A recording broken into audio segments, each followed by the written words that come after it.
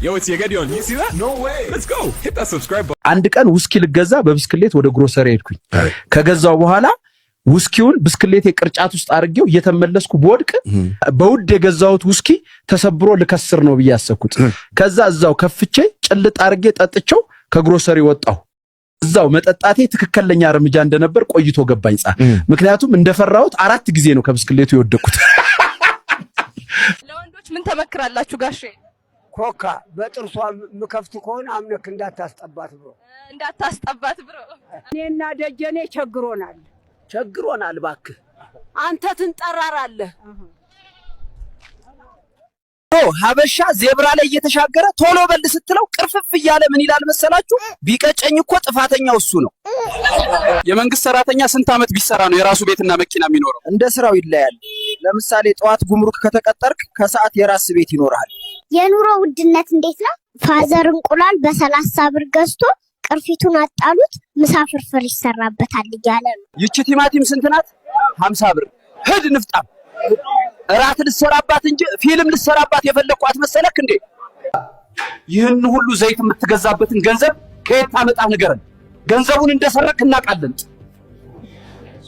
ለመጀመሪያ ጊዜ በአዲስ አበባ ከተማ የብር ዝናብ እየዘነበ ሲሆን ሁሉም የቻለውን ያህል ለመሰብሰብ እየተሻማ ነው። ልጅ አባት ጧት ቅዳሴ ገብቶ ከሰዓት መስጊድ ሰግዶ አሁን ደግሞ እዩ ጭፋ ጋር ሊጸልይ ሄዷል። ወይኔ የዮኒ ማኛ ልጅ ነኝ ማለት ነው። እናት ወድ መመለስ ትፈልጋለህ? አልፈልግም። ማታ እየገባ የምትወጋኝ የነበረው ይበቃኛል። የሜትሪክ ተፈታኞች ብርሃኑን ያስወደቀን እያሉ ነው። መላጣው ላይ ቆመው ነው እንዴ ተፈተኑት? ልጄ እሱ የፈረንጅ ዶሮ ስንት ነው? 3000 ብር። ሰውዬ እንግሊዝኛ እንዲያስተምረኝ አይደለም እኮ የምገዛው። እማማ ማታ በህልሜ ደረቅ እንጀራ ስበላ አደርኩኝ። ፍቱልኝ እስኪ። ተመልሳተኛ ወጥ ይጨመርልሃል። አሁን አባይ ተገደቧል። ከዚህ በኋላ መብራት አይጠፋብንም። ፈጣሪ ሆይ አይንህ ጠፍቶ ነው በለኝ። ማን ነው የሚመለከተው? ባለ 100 ብር ካርድ ሞልቼ እንዴት ምንም የለህም ይለኛል? ማን በላው እንዴ? ደንበኛችን 100 ብር ተበድሮ ነበርኩ። ምን ያስቅሻል? ጠብቂ ቆይ። እንጆ ስልክሽን ስጭኝ እስቲ። ፍቅረኛ አለኝ አልሰጥክም። እሺ በቃ ለደበበ ስጪው። ደሃ መሆናችሁን መቼ ነው ያወቀው? እናቴ ሳታስበው የሸማቾች ካርድ ከኪሷ ወድቆ ሳይ በቃ አልቻልኩም። የደሃ እንደሆነ ገባኝ። ቁርሴን ፒዛ ነው የምበላው። አንተ ምንድን ነው የምትበላው? እኔ ደሃ ልጅ ነኝ። ጠዋት ተነስቼ መከራዬን ነው የምበላው። ማሙሽ ስምህንና ምን መብላት እንደምትወድ ንገረኝ። ስሜ ጠንክር ይባላል። መብላት የምወደው ነገር ደግሞ እቁብ ነው። ጆኬሬዝ አርሰናል ገባ እኮ። እኔ አርሰናል ከሚያልፍለት ዩናይትድ ወድቆ ቢቀር ደስ ይለኛል። አይሻሽ የሴተኛ ዳሪ አስተሳሰብ። ኤሌም ነው እንዴ ነው ከኮየፔቼ ነው ለሲራ ከከተማ ወጥቼ ሜሜለስ ከቤደኝ አዲስ አበባ ሜልሱኛንስ ፕልስ ሻሼ ምን ያረግሽ ነው? ሲዝኑ ሲጀምር ሁሉም ስለሚሰጠኝ እያሟሟኩ ነው።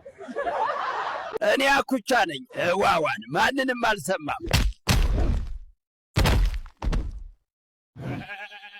ዘንድሮ ኢትዮጵያ 7 ቢሊዮን ችግኝ ትተክላለች ማለት ነው። ሰውዬ የምን ችግኝ ነው? መኖር አቅቶናል ወይ? ካልሆነ እኛንም ትከሉን። ታኩሬ ሽቶ ስንት ነው? 150 ሺህ ብር። ካርታ አለው ወይስ ጨረቃ ነው?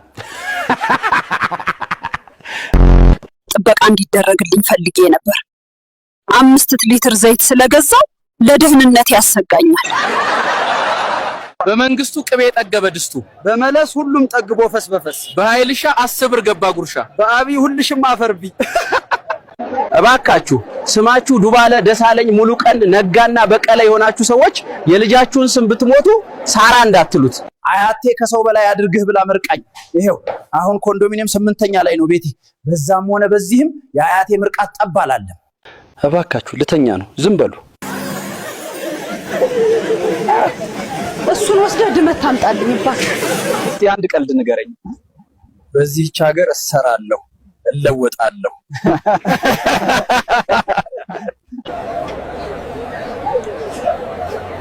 አንተ ጅብ ቀስ ብላ አትበላም እንዴ? እኛ ራሱ እንደዚህ አንበላም። ተረጋግተህ አትበላም እንዴ? የት ሄድብሃል? ምን አይነቱ ነው ያሳማ? ፍቅረኛዬ ስትተኛ ጸጉሯን እያሻሻው እንቅልፍ ባስወስደት ደስ ይለኝ ነበር፣ ግን ጸጉሯ ቁም ሳጥን ውስጥ ነው። ይሄ እንጨት በፍጹም አይነድም። የስጢፎን ዘፈን ልቀቅበት፣ ግን 10 ሰከንድ ይበቃል። ከዛ በላይ ከሆነ ቤቱ ይነዳል። ወይኔ ወንድ ልጅ ተበላ። ባለስልጣኖች ፒውል እየተጫወቱ በ2000 ሲባባሉ ሰምቼ ገብቼ ለካ በ2000 ካሬ ነው። ይድረስ ለቲክቶክ ክሬቲቭ አዋርድ አዘጋጆች ደቤና እኔጻ በሰራነው ስራ አዋርዱ ላይ እጩ ባለመሆናችን ያዘንን ሲሆን ለቀጣው አዋርድ ጻ ይህ ነገር ካልተሰካለ ውርድ ከራሴ ብያለሁ። እናንተም ሼር፣ ኮፒ፣ ሊንክ እያረጋችሁ ድምጽ ሁኑን። ሰላም ነው። አባሽም ይባላል። ጻባላለሁ። ሰላም ነው። እዚህ ሰፈር መስማት ለተሳናቸው እርዳታ እየሰጠን ነበር። ምን አልከኝ? አልተሰማኝም። እዚህ ሰፈር መስማት ለተሳናቸው እርዳታ እየሰጠን ነበር። ካልሆነ በምልክት ቋንቋ ንገረኝ። እየተሰማኝ አይደለም፣ ጆሮዬ ችግር አለበት። ሱቅ ጥቁር ኮንዶም ይኖራል።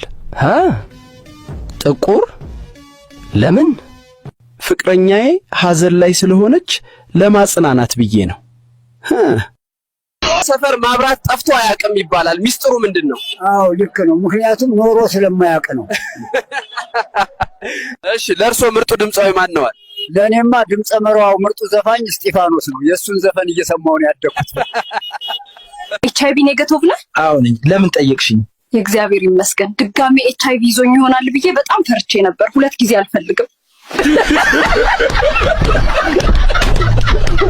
ቀበሌ የድሃ ድሃ ለመመዝገብ ሂጄ ጉቦ 10,000 ብር ጠየቁኝ።